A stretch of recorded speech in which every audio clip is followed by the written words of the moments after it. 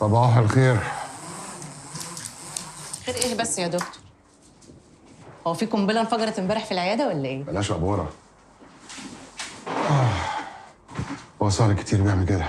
ماشي، ناس تسهر وناس تشيل الطين. يا رادو ما جاتش؟ لا، كلمتها ما ردتش وبعتت قالت لي انها مش جايه. مش جايه النهارده يعني ولا مش جايه ايه؟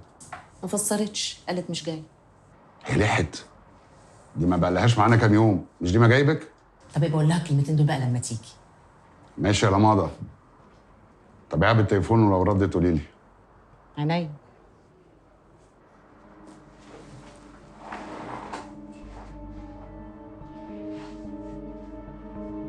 هي قالت لك بلسانها ان هي عايزه تسيب الشغل. ده انا هالف عليك حوار يا رانيا. اهي اختك عندك اهي، لو مش مصدقاني روح اساليها. هي كانت قلقانه لما شفتها اخر مره.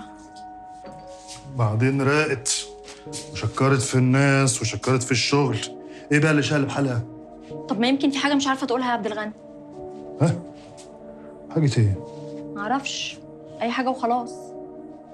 تبقى غلطان. لو في مشكلة المفروض تقول لنا عشان نحلها او على الاقل نفهم. طب سيبني انا هتكلم معاها، انا قدامي ساعه واخلص شغل واروح لها البيت. بس بالله عليك يا رانيا والنبي عقليها، احنا مصدقين لنا الشغلانة دي. يا عبد الغني لما نفهم الاول بس في ايه.